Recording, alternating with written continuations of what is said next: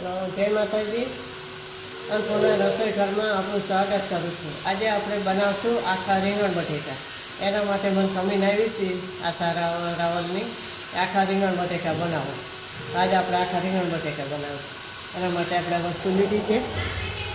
250 ગ્રામ રીંગણ છે, 250 બટેકા છે, આ 2 મરચાં છે, એક આદુનો ટુકડો છે, આ રાઈ વઘાર માટે આપણે લઈશું, આ હિંગ છે, આ સ્વાદ પ્રમાણે મીઠું લઈશું, આ ગરમ મસાલો છે, આ હળદર છે, અને આ મરચું લીધું છે આપણે, આ 2 ટમેટાં લઈશું, આ ધાણા છે, અને આ સિંગનો ભૂકો લીધો છે આપણે મિક્સરમાં કાઢી નાખ્યો છે, આ લસણ લઈશું, અને આ અજમો લઈશું, એ આપણે અંદર નાખશું રીંગણ ભરવામાં, અને આ ધાણા જીરું છે. તો આપણે હવે આદુ મરચાંની પહેલાં ખાંડી લઈશું.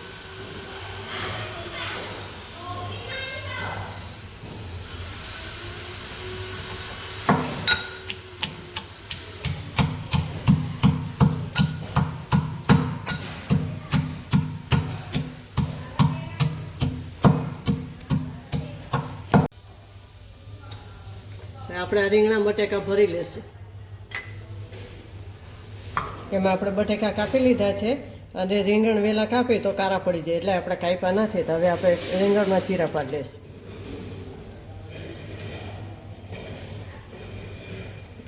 આવી રીતે 4 ચીરા પાડવાના.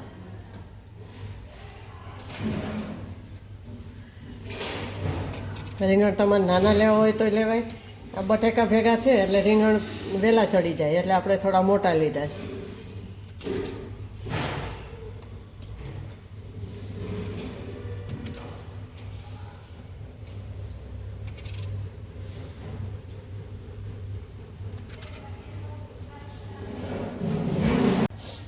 હવે આપણે રીંગણ બટેકા ભરશું. એમાં આપણે પહેલાં આ સિંગનો ભૂકો છે એ નાખી દઈશું. પછી આદુ મરચાંની જે સેટ છે એ નાખશું.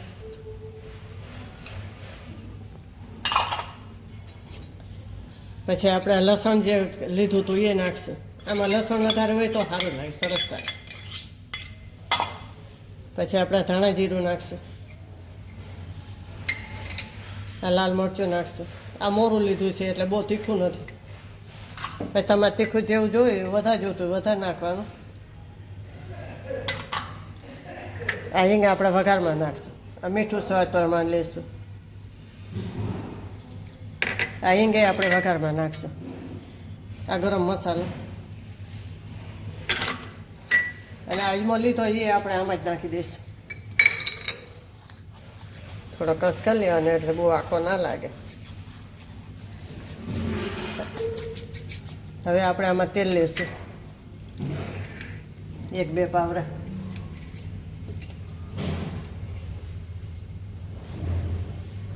બે પાવરા તેલ નાખવાનું.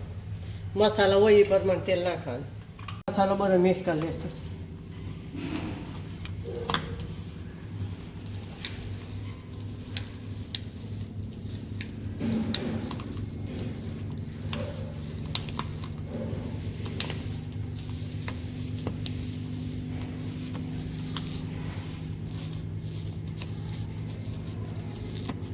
હવે આપણે ભરશું. આ રીંગણ બટેકાનો મસાલો આમ આખો ભર લેવાનો.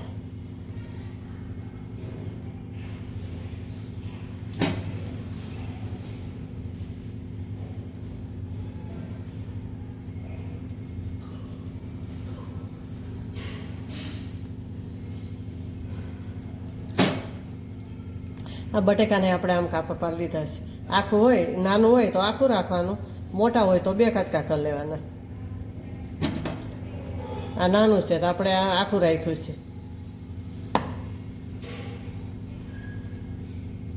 આના 4 કાપા પાડવાના. મસાલો સરખો ભરાય અને ચડી વહેલા જાય.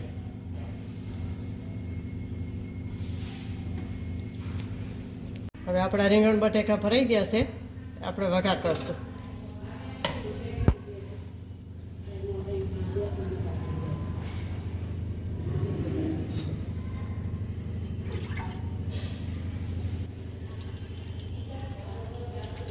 આપણે વઘાર કરશું.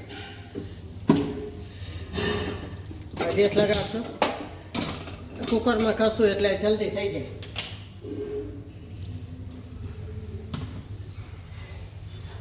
ત્રણ પાવરા મોટું તેલ નાખવાનું, કારણ કે આપણે મસાલામાં 2 પાવરા નાખ્યું છે.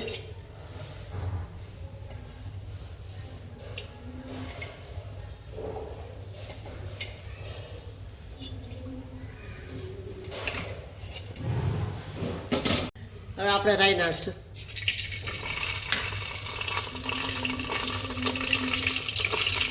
રાઈ નાખશું.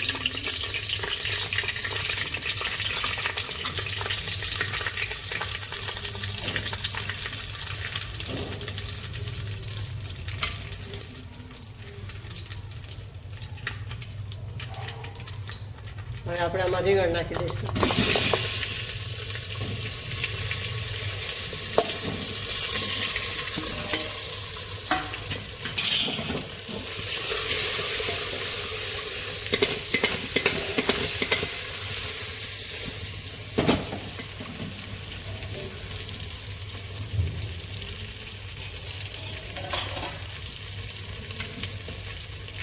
હવે આ થોડું શેકાવા દેવાનું.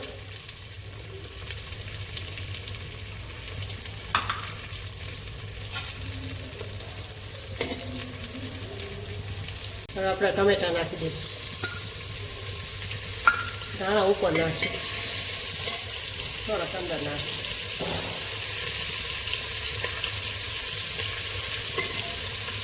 હવે આપણે જે ભરવાનો મસાલો હતો એ આપણે ઉપર નાખી દઈશું.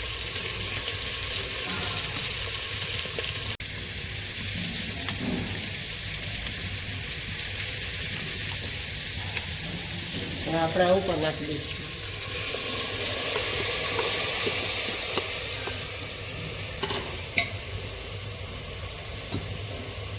પાણી નાખશું. 3 થી 4 સીટી થવા દેવાની, થઈ જાય શાક આપણું.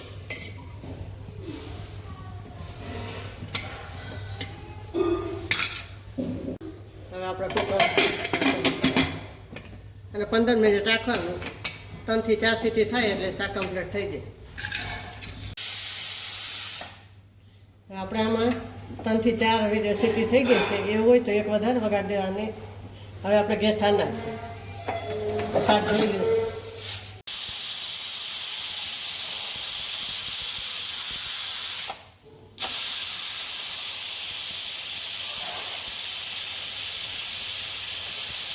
હવે આપણે સોલ્વ કરશું.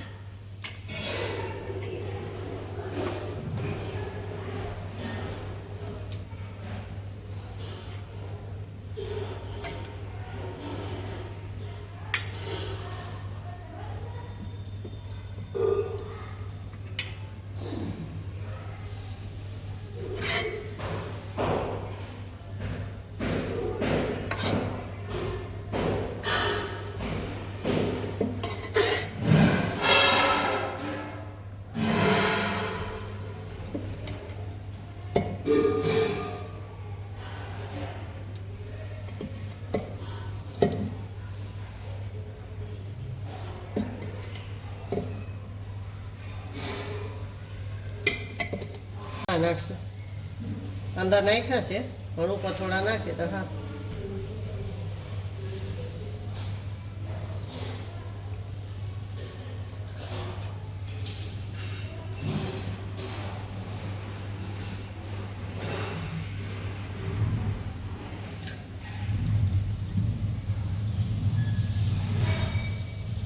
તો આપણે આખા રીંગણ બટેકાનું શાક તૈયાર છે. તો લાઈક કરજો, શેર કરજો અને બેલ આઇકન દબાવવાનું ના ભૂલતા. સબસ્ક્રાઈબ કરીને કહેજો તમને કેવું લાગ્યું. જય માતાજી.